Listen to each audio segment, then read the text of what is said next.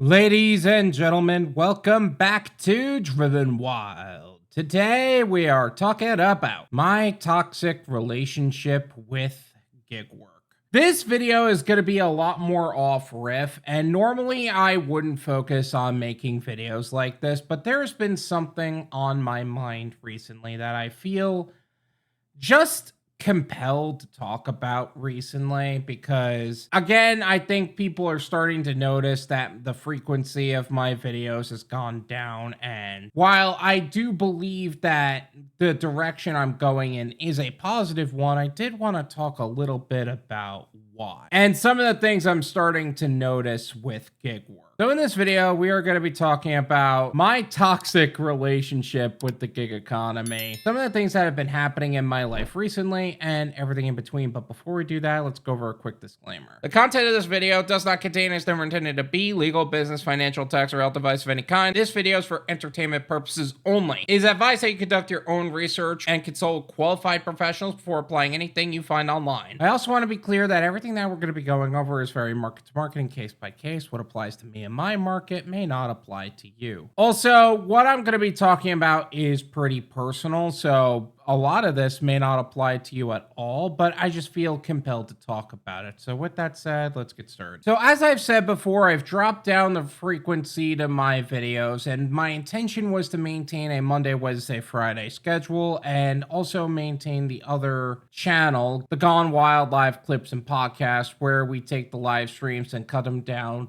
to more digestible clips and have them posted there. At this time, I'm a little backed up with a bunch of different work and currently trying to get a lot of stuff together, especially with year end. That also said, I am kind of backed up emotionally and physically and business wise. I have mentioned things here and there. There are some legal things I have to take care of. There are some business stuff that I've been working on behind the scenes to really grind out, to really add some value to the gig economy to where I think would be valuable for all gig workers and not just me. Putting together some ideas and trying to figure out the best way to execute in a way that'll actually have longevity. But more importantly than all of that, I'm just trying to be able to pay for everything. And sometimes that means I have to dial down the channels and actually focus on gig work. After all, how am I going to talk about gig work if I'm not doing it? How am I going to pay for all of these things that are happening if I'm not actually grinding things out? And how are we going to move forward if I'm not moving the needle? I don't want to be stuck in the rat race forever, and that's something that I've been trying to deal with. And sure, there have been a lot of setbacks, one of them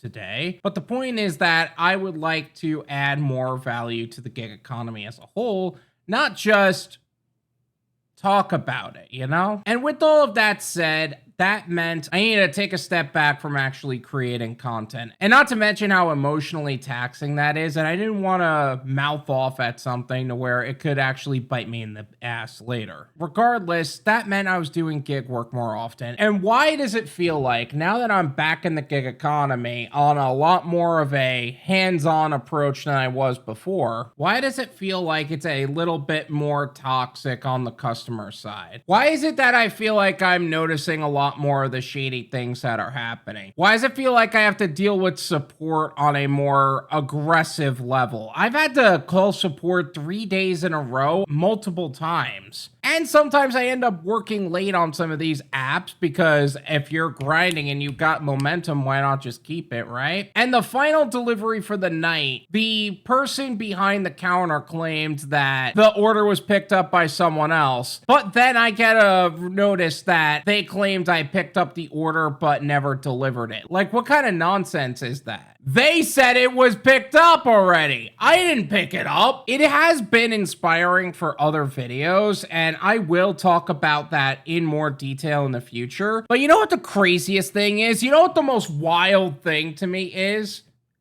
God, do I miss this. I miss just going on the grind, just going out there and making money based on the orders that I'm getting and stuff to that effect. And not to mention, I also got in a bit of a fender bender incident. I will go into that later, but at the same time, I just miss not having to think about anything. I miss just the simplicity of get an order, get the food, deliver it. There is so much more than that. Obviously, I am dumbing it down for its simplicity, but I don't have to fight with people to get them to start to do their job. I don't have to add levels of pressure that force them to move and not just take me with lackadaisical attitudes. I don't have to play legal games and start to understand the legal system in this way. I just have to drive and deliver. And I miss that simplicity. Yes, there are things that are shady in the gig economy. Yes, I do have to fight with support, and I do. I've got tip baited again recently, even though Dara Khosrowshahi specifically stated that this was going away. It's still happening. And I'm gonna make a video about that too. I have so many videos that I want to make just from that grind alone. But damn, it's so good to just be back for some toxic reason. And I know that is a toxic reason because gig workers, especially in the on-demand space, are the most discriminated group of people in the independent contractor world. And whether that's for valid reason or not, and sometimes it's about stupid reasons and it's disgusting, but it's just that simplicity that I miss. And I just wish I could stay there, you know? Like, stop thinking about the nonsense. Stop trying to prepare legal battles. Stop trying to be this nightmarish human being to everybody else. Yes, business deals are great. Yes, getting this stuff is cool and all, and it is going to make for great content in the future. Man, sometimes turning your brain off and doing the simple grunt work is a weird level of therapy. And I don't know how else to describe it. There is something broken in me. Another thing that I miss is just being able to talk with you guys. It's not this super planned out video. Yes, I do miss the super planned out videos, and I will be making more super planned out videos. But it's this just simple check-in. How are you? What are you guys noticing? I miss you guys sometimes so much.